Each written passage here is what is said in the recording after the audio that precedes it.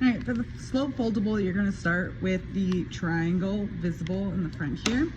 We're gonna start off by identifying that if you're looking at this line, and we read everything like in English or history or in a textbook or in any book, from left to right. Okay, so if I look at this line, as I move from left to right, it's going up. So we're gonna identify that this line is representative of a positive slope. Okay. This line here, as I go from left to right, is going down, so it is a negative slope. And this line right here, actually we'll start with this one. On the bottom, remember that our slopes are represented by the letter M, and that they are rise over run. Okay, and so this one has no rise, so the fraction for this one is going to be a 0 over any number, and 0 divided by anything is equal to 0. So we say that this one is a 0 slope. Okay. Similarly, we can think about the fraction with this vertical line here. This one does not go side to side, so it has no run.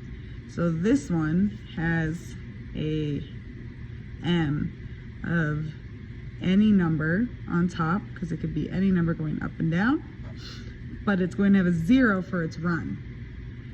I cannot divide by 0. If I have a pizza and I want to split it 0 ways, I can't do that, because even if I have the whole pizza, that's one split. So this is undefined,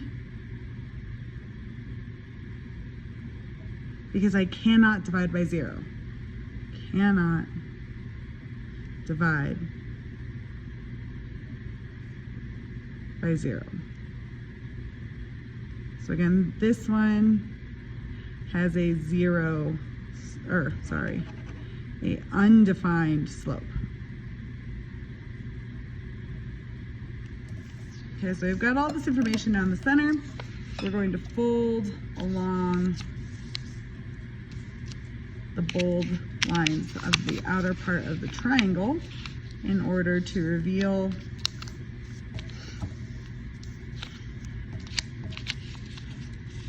the other parts that we can take notes on, which means this backside here that's blank, that's where you're going to glue to put into your notebook. And you want the vertical line to be going up and down here, and so this is the way it'll look in your notebook. All right, so we're going to start with this part that says equation. Please try to recall from last year that slope-intercept form, y equals mx plus b. We learned that last year, and that this m here is the part that is our slope. The coefficient of x is what we call it. The coefficient of x is our slope. Okay? Now if we look at the graph, we can find the equation, or the slope, multiple ways. So first we want to identify some points that have nice intersections with the grid that our graph is on, so they've got nice whole numbers for us to look at. So I went ahead and circle or drew points on 3 points on this graph, and then I can go ahead and look at how I get from one point to the next. So for this one, my rise, I'm going up 1, 2, 3, and my run is 1, 2 to the right. And we're always going from left to right. So remember, our slope is rise over run. In this case, we saw that we went up 3 and over 2.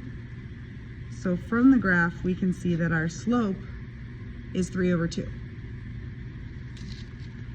Now, I can also pick coordinate points from the graph and calculate it that way. Again, our slope, you may remember from last year seeing, is the change in y over the change in x. These triangles are delta. It means change in. You'll see that in science as well. And I calculate that by doing y2 minus y1 divided by x2 minus x1. Now it doesn't matter which point you determine is 1, which point you determine is 2. You just need to make sure that you use the same point to find x2 and y2 and the same point to find x1 and y1. So this point right here is at 0, 0. And this point right here is at 2, 3. Remember, our x, y is our coordinate point. So I'm going to say that this is my second point, this is my first point. So when I plug in here for m, I'm going to plug in a 3 minus 0 over 2 minus 0. 3 minus 0 is 3, 2 minus 0 is 2, and once again, I get that my slope is 3/2. Last but not least, we can use a table to find our slope. We can see if we can identify the rate of change. That's what slope is as well. Remember, rate of change is another way we refer to our slope, which again equals m. I can see on the x's that I am going up by 2 each time.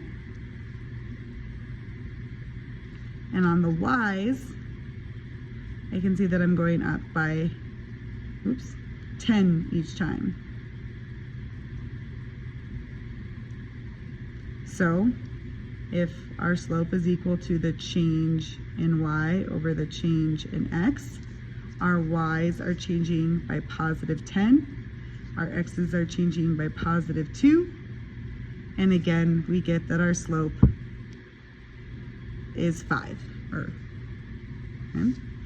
I can also use 2 of these coordinate points, these are coordinate points inside this table, to use my equation when given 2 points. I'll say that this first one up here is my first point, this is my second point.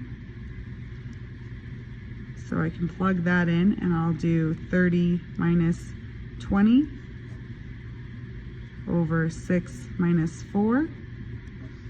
30 minus 20 is 10, 6 minus 4 is 2. If I simplify that, again, I get a 5. So either way, we get the same slope. One thing to note, please leave these in fraction form, okay? Unless you're already given decimals, we want to leave everything as a fraction because it makes sense to go up 3 over 2 to find our next point. If we have this as 1.5, I'm going up 1 and over, or up 1.5 and over 1. And I got a weird point in the middle. It works, but sometimes the decimals are ugly and not easy to find on your graph. So my rule of thumb is to leave everything as a fraction.